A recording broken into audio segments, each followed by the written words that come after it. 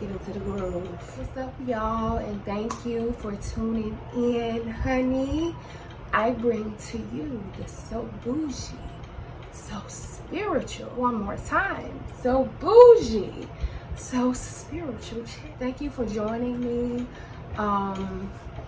This is my first YouTube video ever. Today's message is going to be the power of manifestation, and basically just me talking about what brought me to move to LA anyway. Those of you who don't know me, my name is Trinae. I'm 24 years old. I'm from a little town in Mississippi. Pretty sure you're not going to know where it's from. And I just decided to move to LA. Here's my cat. And then they're like, yeah, I guess I'll show my face. Okay, now I'm going. This is my cat, y'all. Basically, I'm just going to tell you about what brought me out here to LA, and again, I want to speak about the power of manifestation and how I literally manifested everything that has happened to me in my life leading up to, from me moving out here up until now. Probably even before then, because I didn't realize my power. Okay? But honey, I see it now. Actually, let me start it off like this. I recorded this entire video yesterday. Yesterday, I got out, what brought me out here, what led me out here. I was talking about manifestation. I was speaking about angel numbers. I was speaking about everything that I felt like needed to be said, and I brought up my relationship with God, and how strong it was, and me listening to Him, and just coming out here on a leap of faith, me trusting God. Again, speaking of manifesting and listening to my angel numbers and paying attention to my surroundings. I recorded this video day before yesterday, and it literally took me 2 days in total. Like, I worked on this video maybe 14 or 15 hours. Got done with the video. I needed to clean out my phone for some storage. So I just started deleting videos out of my phone. Just not even thinking about it. Videos, pictures, all of that. And I went to try to go save the iMovie, and it wouldn't save. And I'm like, oh my God, I just deleted the original files. At first, I'm like, okay, don't freak out. Maybe it's something you can do. So I was trying to calm myself down. It's okay. Don't get upset. I felt it coming, though. And I told my roommate about it. And she was like, it's okay. Don't worry about it. But I was so upset, y'all. I really didn't say anything. I just stood up. I tried to gather my breath and all of that. And she went in her room. And she's spiritual as well. So she went in her room. And she came back maybe 2 or 3 minutes after I said, oh my God, I think I deleted all of my videos. And she said, girl, God spoke to me saying that video wasn't meant to be posted.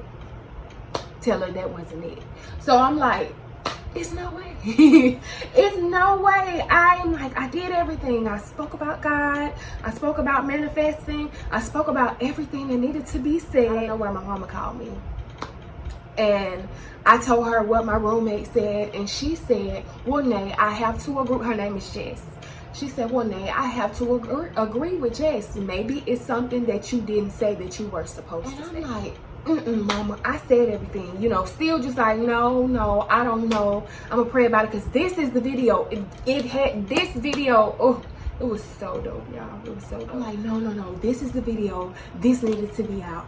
And she was like, well, I'm going to talk to you later, because you seem a bit upset. Seem like you're really thinking about it. I'm going to, just call me later. So I got off the phone with her, and I laid down, and I heard mama's voice again. It was something that you did not say that needed to be said. And I instantly thought about the time I was in Mississippi, and this was maybe like, I want to say what was last April, I believe so. I was in Mississippi, and I was just going through a lot of stuff. I was going through a lot. I just got fired from a job. Had like 3 or 4 other jobs. Got fired from another job. Then I was dealing with a lot of other things, crazy relationships. It was a karmic relationship. Look up karmic relationship. And if you are going through anything, if you are in a relationship and it's chaotic, you feel like your energy is just being drained, you're not thriving, look up karmic relationships and come holler at me and we'll talk this. Get out of there. Get out. Going through that, and I'm just like, Lord, I can't take it. I literally broke down on my floor in my apartment one day, and I'm like, God, I don't know what's gonna happen, but I can't do it anymore. I can't do this alone. Please help me. I remember I had all of my doors shut in my apartment. All of my doors shut, no windows were up. I didn't even have the air on. So I felt a rush of cool wind just come over me. And instantly, I felt peace. I stood up. Now, mind you, I was crying, baby. I'm down broke. I'm broke on that floor. Because I was in that moment. I was hurting. Nobody knew, of course. I always, would put on a strong face. I would talk about it to people that I was really close with, like my best friends and stuff. But nobody knew what was going on. So, I picked myself up. And I made up in my mind, I don't know what's gonna happen, but it's a change. It's time for a change. It's time. I felt it deep in my core. I was in school at the moment, and so actually I took a break from school. I took a break that semester, but I was preparing to go back to school for the next semester. I had just gotten my job back that I had gotten fired from. And then I was working the job. Everything was, in my mind, feeling normal at a point after I had this breakdown now. So everything was feeling normal at a point to one day I'm just like, no, this is not working. I want different. And I'm like, well, what do you want? I'm talking to my own self now. I'm like, well, what is it? What are you feeling like? I said, I want to act. I was in a theater play when I was like maybe 16. And I remember at the time I didn't want to do this. One of my cousins, she did a lot of plays when she was young, theater, stuff like that. And she was like, Nay, I want you to come with me for this play, come out to this audition. I'm like, girl, ain't nobody got time for that. I don't want to do it. So she was like, I really feel like you should come with me. So I went with her. It was for Beauty and the Beast. This was my first play. I want to say we were like 13, 14. So I remember went to the audition and I wanted to be a princess. It was 3 princess roles and I wanted to be one of the princess. So I auditioned, I'm thinking everything was fine, and they told me, okay, well, we already have 3 princesses already, but we'll make you a 4th, we'll make a role for you. I was totally okay with that. I'm like, honey, it really don't matter to me. I don't care if I have like 2 or 3 lines. I just want to be cute.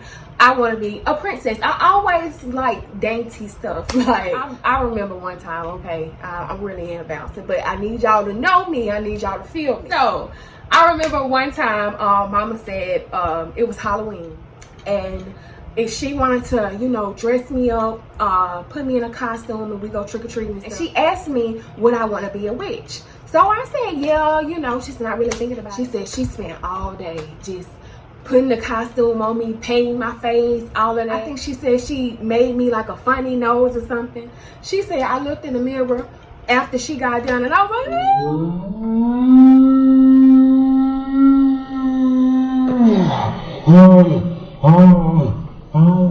she said, why are you crying? That was wrong. I said, I look ugly. No, I don't want to do it. So she said, I had to wash all of that off your face. I had to go get you another costume. She got me a princess costume. Maybe it was the theme. I don't know what's going on with the princess. She said she got me in a princess costume, and she bought some little glass heels. Maybe that was the first pair of heels I ever had on. But Pooh, let me tell you about this. She said she got this princess dress, got the glass heels, and we went, trick-or-treating. I think we was out there for hours. She said my feet was hurting so bad. And mind you, my arch, y'all. This arch, honey. Don't talk about my thighs. My arch is so high, so my feet really do hurt in heels. Like, oh my God, it's painful. But baby girl, I did not take those heels off. She said, she kept saying, no, you want to take the heel? No. I was telling her, I know it's going to mess up my outfit. No, ma'am. Feet may be hurting, but we're going to keep them on. you needed to have that piece of information. So going back to the theater, they were gonna make some lines for me to be a fourth princess. I was so okay with it. Psh, that's cool. They came to me later on, like a week or so later, and they said, hey, we want you to play a bigger role. We want you to play the old woman. I said no. They said, this is a lead role like you. I said, no, I don't want to play it. She ugly, you know. Not saying I have to dress up as somebody ugly. I don't want to do it. I'm like, nope. So I think they told mama. I think somehow they got a hold of my mama, and mama was like, Trinae, you need to take that role. You need to take it. That's a lead role they're trying to give you, Trinae. And you know you can do it. You need to take it. So I took it. I took the role, but I was still trying to be defined in my own way. I'm like, I'm not gonna learn my lines. No, I'm not gonna do it. So guess what they did? Call my mama. Why? Y'all want to call mama for everything. So they called my mama. Guess what? Guess who learned them lines? Didn't have a choice, baby. Mama, all she said was, you better get your words. Then you better go learn them lines, and I'm not playing with you because I know you can do it. So, long story short, killed it. My opening scene, like coming in, I had to walk with a cane, and I had to walk like this, and it was, oh my God, I can't remember what I had to say, but mama said, grandma said, where Naya? Then she said, I look up, you sitting up there walling right past us with your cane walking down the aisle. Mama said, there she go right there. No. It was going in the play. Mama and them came like to the premiere of the play. It was my mama, my grandma, and I think, I can't remember who all this came, but I remember it was mama and granny who came. It was one scene towards the end. I had told, I believe it was the Beast. I said, well, act like it then. And mama said, it was the lady beside her. She said, like, well, act like it then. Feel it.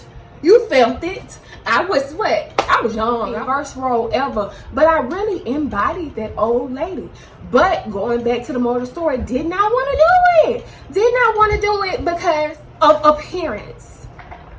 Something so shallow and simple that was going to hold me back from the role. But Connie Pruitt said, absolutely not. Thank you, Mom. So I thought about, you know, how good it felt on stage, you know, doing that role and stuff like that. I'm like, I enjoyed that. So guess what? We finna pack it up. We finna go to California and we finna act. We finna act. We gonna sing, fashion, anything. We finna do it, Pooh. I started selling everything. Y'all, I started selling everything. I'm selling my clothes, I'm selling shoes. Baby girl, I'm braiding hair, I'm making chicken plates. Everything must go. Maybe even you. Sold it all, honey. And it was a breeze. It was not hard. Now I will say, I sold my car too. So my little Betsy Boo, Tootsie Boo, I sold her. I let her go. And I did not sell her until the day of. Like me moving out here. That's when I saw her, and I was so nervous about that. Cause child, before then, I had nothing in my pocket but like $400. $400 in a credit card, baby. I'm like, oh, how this gonna work out? So God had his hands wrapped in this the whole time. So I don't even know why I was even stressed about it. Sold the car before I even made it on my flight. So my friends drove me to New Orleans, and I'll put a snippet. No, she was leaving me. Hi. Let me zoom in. I miss y'all so much. Shut up! I start crying. Get out. I love you. I love you too. You need to take me. I will. Bye. My friends drove me to New Orleans, and like landing, that's when I found out my car was sold. I'm like, but now we get into the nitty gritty of manifestation and how this worked out, honey. How I spoke, everything that has happened in this short amount of time of me being here, how I spoke. Please write down your thoughts, write down your intentions, write down your dream. Because once you write it, It was a thought in your head. You wrote it down. You see it. You speak it. It's going to happen. Okay? So again, think it. Think it. Write it down. See it. Speak it. It's done. Literally. It's done. Simple. Like that. Here's my book. Well, my binder. And this is like me speaking this over my life. Basically, this is why I wrote it. So abundance, abundance, confidence, creativity, love, joy, happiness over everything. And these are my numbers that follow me a lot. 444-888-777. Also 944 follows me a lot. This right here. Once I speak it, once I say it, and then on top of me writing it, it's done. It's this life and death in the power of the tongue. That's what I need you to take from this. This whole message.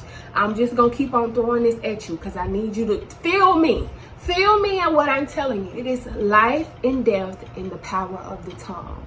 If you speak it, if you think it, if you see it, it will happen. So speak it, walk it, think it, live it, talk it, period. That's all you need to know. If you speak life into yourself, who can stop you? Because you already know it's going to happen. You done said it. So it is done. Nobody can get in the way of that. Period. Except you. You can. Yeah. So we not going to get in the way of our own selves. Because it's over with all that self-sabotaging, down, fearing, allowing that to hold us back. No. That's it. No more. Not no more. Back to the message. Remember my friends dropping me off, and I remember recording them as they were driving off. And the time I recorded them, it was 144, which is the angel number. And I'll put in I'll add a description. I'll put in the video the meaning of angel number 144.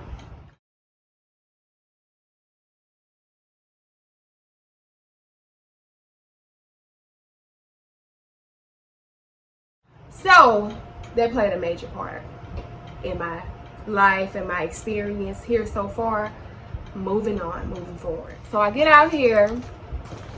To say the least, my living situation was not what I expected. I will say one of the roommates that I was living with was heaven sent. Like, I know God blessed me with him because he taught me so much about this industry, acting, like what I needed to do.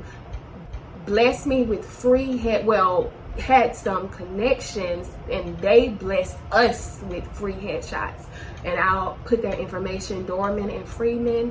I thank God for them. Like, thank y'all so much. We went to Venice Beach, first time going there. Where remember the scene from White Men Can't Jump when they was playing basketball outside? It's loose now. It's loose. All right, let's play ball, baby. Come on out here, baby. Teach you something. Take you school. I got it. Let's go out of here. What, Billy? I'm gonna tell you what. Yeah, took us there, and I'm like, oh my God. There, and I'm so ready to get to Santa Monica, honey, and go out there on the pier or whatever, because that's where he got game was shot.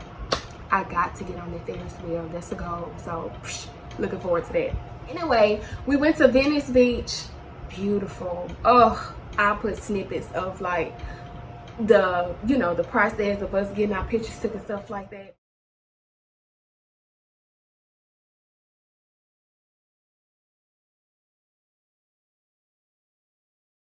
Ooh, child, loved it. Photos came out to be beautiful. Again, I'll put Dorleen and Freeman's information in my description box because I tried to do the beep beep with the text and stuff. Not there yet, but we're gonna get there. Editing is coming, so I'll put their IGs in my description. But I was blessed with that. He told me about LA casting, but at the moment, okay, so we got the headshots, and I moved out here September the 5th. I got the headshots in like October. We took the pictures. I waited few weeks before I made my LA casting, I believe. I just wanted to wait. So I was waiting or whatever. Me and my homeboy talked, and I remember him telling me, "Nay, you gotta check out this TV show on Netflix. It's called Rhythm and Flow." He said it's so dope. He told me one of the dudes who won, he was like, it's Sir Brother, like he really dope, you know, you gotta check him out, but he never said his name. So I'm like, oh well, I know Sir, I like his music, you know, yeah, I'm gonna check it out, I'm gonna see. Never got to it. So I remember one day I'm just going through my phone. Now mind you, it's apps on your phone that listen to your conversation and listen to what's going on. I'm just gonna throw that out there. Did a speech about it in college. Serious, real. Get into it. Delete Facebook Messenger right now. They in your business. Anyway, so a video pop up, of course, of D Smoke Last Supper. So I'm listening, I'm listening to it. I'm watching the performance, and I'm like, oh, this is so dope. Like he was killing it when he was like, got everybody in line. Who? Nobody. These niggas finally understand when I land, I'm the man. Fuck you thought this was, nigga, from Japan to the land. Suckers know what's up, nigga. That performance killed it. I'm like, yo, I would love to be a part of something like that. That is so dope. So I told Eli, I saw it. I'm like, oh, he dope. You know, I had to go check out some of his old work. Love D Smoke, dope. Went on, didn't think nothing else about it. So, going back to my LA casting, me and the guy I was talking about, well, he asked me, did I create my LA casting yet? I'm like, no, I decided to wait in like October at the time. To when you created your LA casting, it's $30 a month. You get 3 pictures for free, and after that you would have to pay like $5 or $10 per picture. I think that's why I decided to wait. So I came back this time, beginning of November.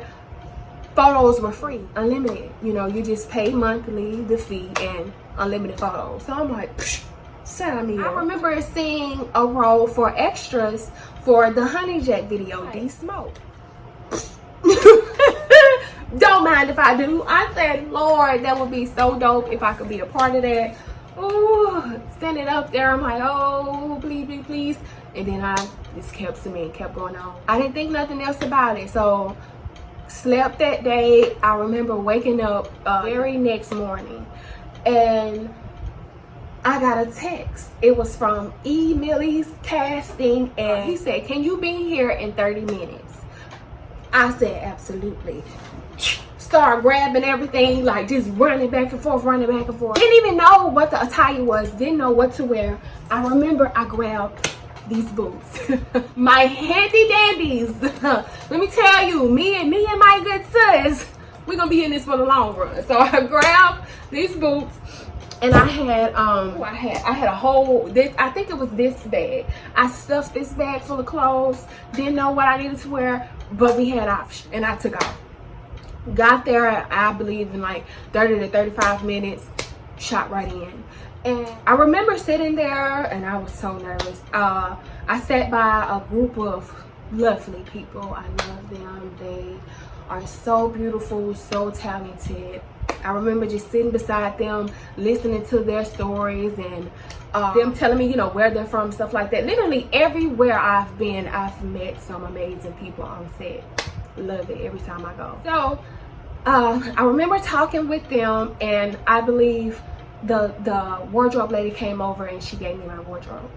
So I grabbed the clothes, and I went downstairs to go change. I'm going downstairs. I remember I stopped in the mirror because at this time I had my braids long. Oh, let me speak about the braids. Hold on, let me wind it back. So I remember I moved out here. Hair was not thriving, baby.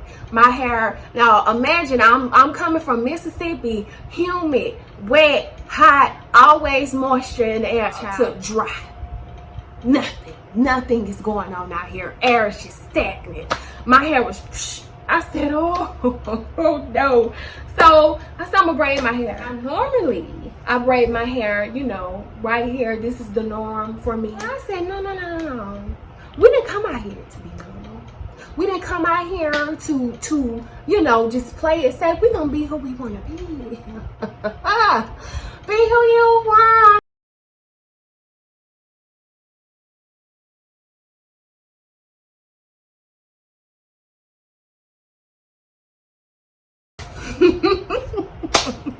braiding them to my toes, baby, and loved them. Like literally got compliments everywhere I went on my braids. I remember I braided those braids actually right before I got booked for this music video, so it worked out actually. So I get on set, got my wardrobe, walking downstairs, and I stopped in the mirror to fix. I had a beret on my head actually. Stopped in the mirror to fix my beret, and I look up, somebody walking up the stairs, and boop, there he was, and I was froze, baby, frozen. And I remember he walked up, he said, "What's up?" And I was, "Hey." And couldn't get nothing else out. That's all I could say. I was, "Hey." Y'all, stuck. I was stuck. So he, you know, when we went on, and then child, I was just screaming and stopping. I'm like, no, get it together, you know. Get it together. You come here to do a job, you know, it's cool. He talented. You be happy. You holler inside, but you keep it cute, okay? I said, okay. And I listened to her. So came out, and I remember we were just waiting to shoot and stuff like that. He came by us, and some people I was sitting by, they asked him about, you know, his experience so far and how was it on Rhythm and Flow. And I remember him talking about how he was nervous, like when he performed Last Supper. I'm like, yo, it's just so dope. It's just so dope just being around creative people and art. We all go through the motion. We all have our fears, anxieties, all of that, but we overcome it and we get done whatever needs to be done, okay?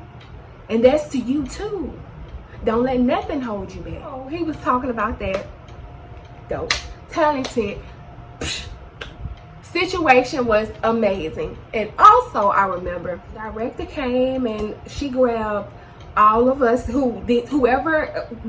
were all sitting in the group. It was me and like 4 or 5 other people. She grabbed all and was like, "Come with me." And I remember she put us in front of this camera and she said, "It's gonna be a slow shot for 10 seconds, you know, so do whatever you want to do." So I just went straight, just like this. And she came from behind like the curtain. She said, no, I'm gonna need you. I said, oh, you want the braids. So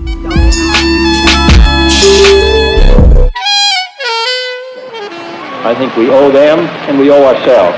dope. That's why I say, honey, wherever you go, you show up. Okay? And you look well doing whatever you got to do, and you do your job and you execute it. Okay? I showed up and I did what I had to do. And the braids spoke. Thank you, braids. Thank you. We'll do you again one day, but we gotta breathe. We gotta breathe here. So, only was supposed to have one scene, I believe, got me to, was really excited about it. I was honored to be a part of that. Moving on. Now we're going to talk about how I manifested working with King Batch. Come on out. Y'all, I was D-Smoke King Batch up, and let me not jump ahead, friend. Y'all, it's coming out. It's coming out of me. Reel it in, friend. Get the message out.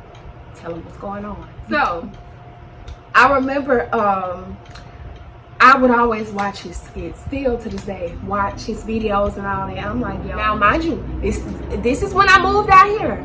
Now, all of this is going on. This is, I would say, within a 6-month time span, all this happened here, okay? Let me keep going. So, I remember watching his videos and I'm like, oh, he is so funny. He's so talented. I would love to work with him. Not thinking about it, you know, like I said, it's life and death in the power of the tongue. Watch what you speak, speak what you mean, okay? So, I spoke that, going on by my business, still submitting for roles on LA Casting every day by the hour, always. Just submitting. And I remember I got hit up about this role being an extra for this Christmas skit. I was supposed to be a Christmas elf. So I got there and I saw that it was Rudy, Spencer. It was a lot of dope YouTubers here, and I'm like, oh, this is dope, you know. I'm excited about it, honey, and I'll post a video of me, you know, putting my costume on and stuff like that. I'm back, y'all. How you feeling about it? Just chill out. They didn't even tell me how long. I was feeling it. So, got there that day. I'll actually post that, and then I'll post a snippet of the day that I did the Christmas elf scene. Good old Tooth Fairy. I'm there for everyone. I've been there through your youth, through your old, through your medium, and now I'm getting old because I work so hard. Okay, that's enough. So funny. Loved it, enjoyed it. We were wrapping up for the night, and I remember the director asked me he asked all of us, would we like to come for another day of work? I'm like, yes, absolutely.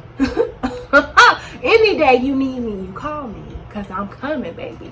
So, got that day out the way. The next day, this was for a New Year's Eve superhero party, and I walked in, didn't know who was there. I remember he gave us our wardrobe, and y'all, I just glued myself in the bathroom because the mask that he gave us, my lashes, I have on some smaller lashes today, but child, if you know me, 25 big, outrageous, and my mask was like, absolutely not.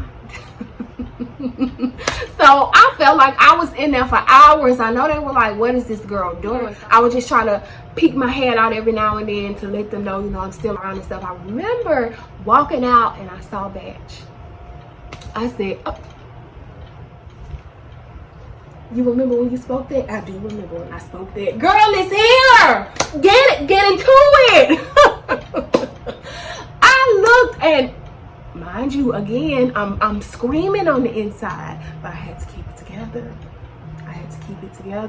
Out there, be professional. So I remember he walked in, and then I believe it was What's Good. Now Spencer and them came back again for the second day, so I'm like, here we go. Friend, just step right on into who you finna be, who you supposed to be. Pooh, let's do this. You say you want to work with famous YouTubers. Pooh, you finna get your YouTube together. We finna do this. Align with your higher self. You too, align. Get in tune. Get into it.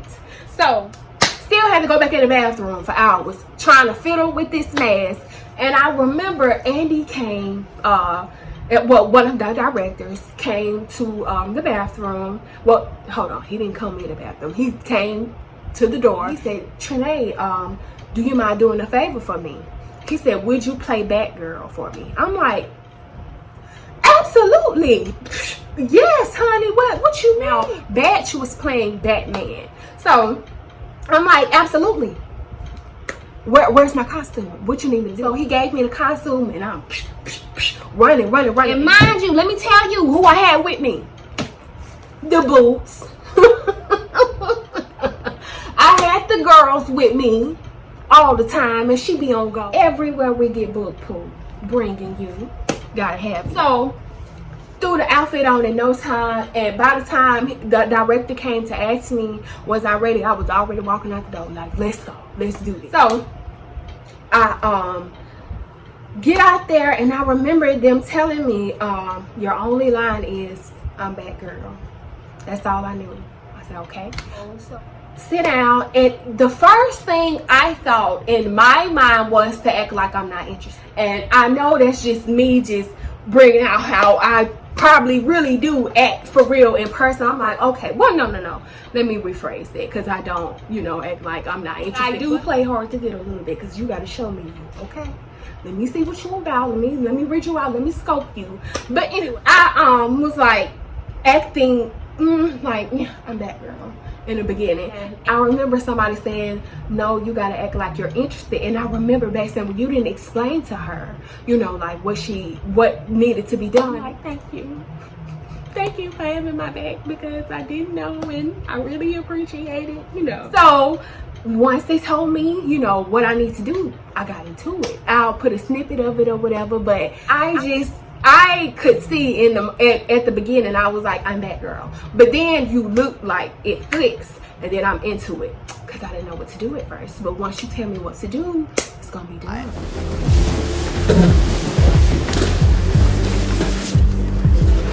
I'm Batman. I'm Batgirl. I'm Batman. I'm Batgirl.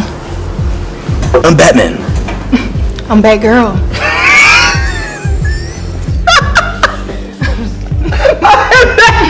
I'm Batgirl. Batman. Batgirl. To the Batcave. It was beautiful. Loved it. Enjoyed it. And that's how I manifested working with King Batch. I spoke it. Period. And when I spoke it, I felt it when I spoke it. And I knew that was something that could be possible. Because I thought it, I spoke it, and I envisioned it happening. That's it. It will literally align itself to you. Now, the same thing can happen for negative. If you speak negative, if you think negative, if you see negative, guess what's coming? So you know how we can reverse that? Speaking positivity over ourselves, speaking abundance over our life, and that's what we're going to do. Okay? Moving forward. So let me tell you about this last situation that just happened. Now, it's so much more to come, first of all. But let me tell you about what's going on here. So, I remember just thinking, I just want to be a part of this major movement. Just speaks life into black women, that, you know, speaks life into us, embodies who we are as black women, showcase some of the things that we go through as black women, and some negative things as well, bringing light to them. I just wanted this road to be powerful, basically, to ignite some change, period.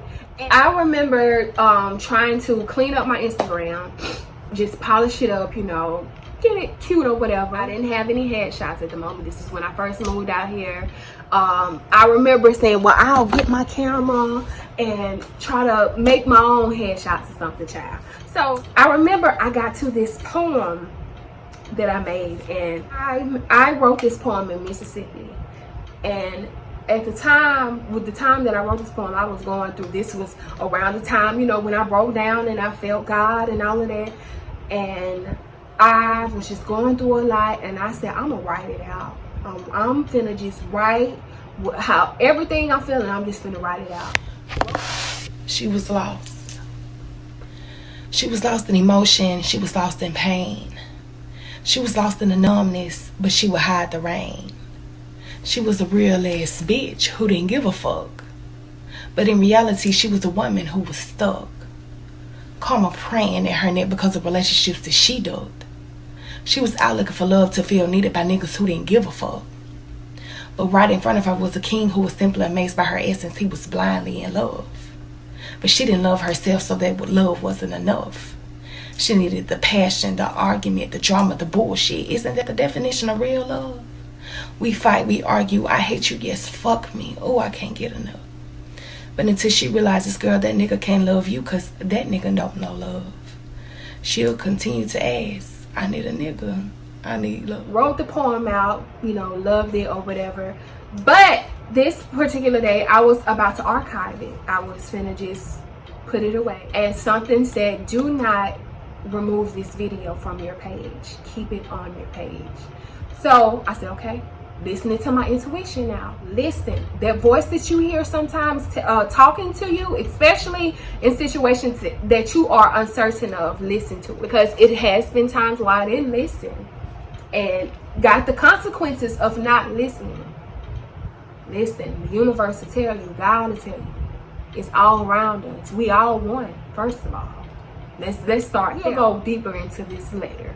So I remember I didn't remove the video, and maybe like a week or so later, Avola Dad Productions commented on my video and said, hey Trinae, we love and welcome your depth, and we want to know, would you be interested in auditioning for our play No Name?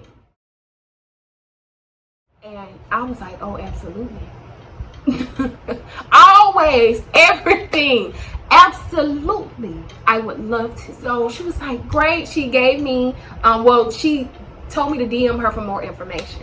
So she gave me the roles and everything, and 2 roles stuck out to me, which were Black Urban Girl, no name, and Exotic Ambiguous, no name. So I told her I was interested in both of those characters. She sent me the monologues for both. Instantly, I knew that I honed in with Exotic Ambiguous because she is me. It was like I was reading my life on a piece of paper. And I'm like, I was blown away. Y'all, when I tell y'all, I ate, drink, wait a minute. What? Bro, what are you talking about, man? Bro, I'm out, man.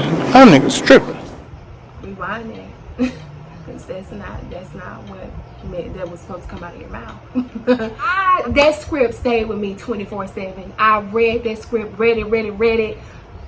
I was ready. I was getting ready for that audition, baby. Got to the audition. Child, got on stage and poured my heart out.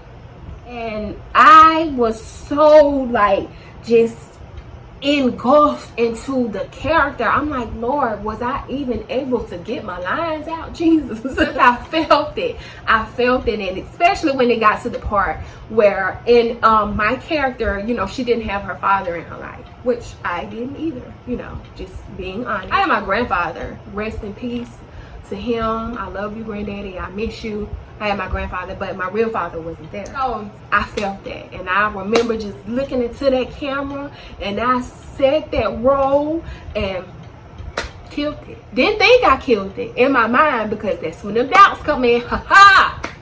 But get out of here. So didn't think I killed it in the moment. I left. It was what, 2 weeks later, got the call.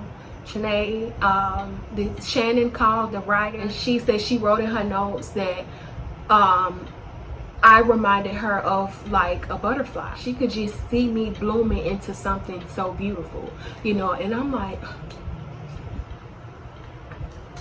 child, baby girl, I ain't never cried so much like I done cried out here, honey. It was sad tears, because like I said, the living situation was rough. God, it was rough, but I persevered. I kept going. I pushed through it. I knew God was gonna help me. I broke down one day with the living situation. Let's speak about it. Broke down, and I'm like, Lord, I got to get out of here. Father, please help me. I don't know what to do. Can't take it no more. Some gotta give.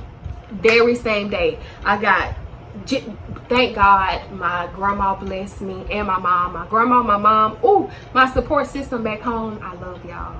I love y'all. Like, ooh, child. My grandma helped me, and I was able to get out of there. That same day I spoke, and I didn't even have to ask my grandma, because I couldn't do it. I couldn't get it out. Like, to ask her for help. But she came to me, and, you know, she helped me. And that was nobody but God. God put that on her spirit, you know, to help. And I thank him. Got out of there, and I was blessed to be able to live with one of my castmates from the play. She's going through, you know, her journey as well. We are legit soul sisters. For real. We are on our spiritual journey, and God put us together because we needed each other, and he knew that. I feel the energy within this space. I feel it. Honey, it is healing going on in here. And if I feel it, I know it's out there in the air. I know it's in the universe, and I know you in it too. We healing. Baby. We healing. So, God worked it out. A living situation. God blessed me to be able to be on this play. God has blessed me with so much. I can't even get it all out. I asked him before I even started this video. I prayed. I'm like, Lord, give me the words. Guide me. Got my mind, got my body, got my spirit. Get the words to me, whatever you want me to say. Because you checked me yesterday, because I didn't do the video right. I'm sorry. Well, the day before I didn't do it right. I'm sorry. Get me together, Jesus. I got you. So, y'all, it has been an experience out here. And I want to just say this. I moved out here with no plan. I didn't know what was going to happen. Okay? But everything that I spoke happened. One more time. I didn't know none of this was going to happen. But everything that I spoke, it happened. I spoke it into existence. And you can too. You can. And it's going to happen. And I'm speaking it over you. I'm speaking abundance over you. I'm speaking good health over you, wealth, and not just financial wealth, wealth in every aspect of your life, honey. Wealth with your family, wealth with your education, abundance with your education. Whatever you want to do, I'm speaking it. I'm speaking it over your life. And honey, this is just the beginning. Now, the play was postponed. The play is something we have coming up. I'm looking forward to it. It's postponed due to the virus. And my heart goes out to anybody that has been affected by the virus, anybody who has lost any loved ones. I'm so sorry.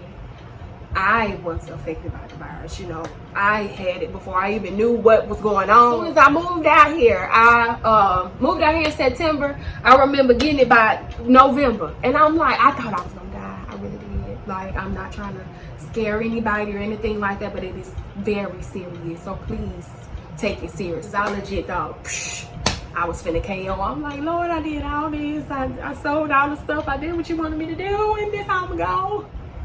But he kept me, child. He kept me. Because it was rough. It was rough. I'm trying to think of how, if I'm getting everything out that I need to say, honey, I don't know what's going to happen. I don't know what's to come. I know it's so much more that's going. I know it's so much more coming. And I'm excited about it, baby.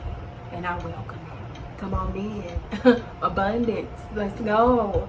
And it's gonna be beautiful. And we finna do this together. Y'all gonna be with me every step of the way. Come on in. Come on in, honey. Let's do this. But thank you. Thank you so much for tuning in to my SoBoujie, SoSpiritual. And one more time. SoBoujie, SoSpiritual chats. One day we're going to have the words in my hands. I'm going to figure it out how to do that. And I'm going to be real excited about it. But for now, just imagine that it's there. I love y'all. I love y'all so much. Thank you. And to everybody who has supported me or given me words of encouragement, prayed for me, literally helped me in any kind of way. Thank you. Thank you. Thank you. I love y'all. And it's just so much more to come. We're out. Love you.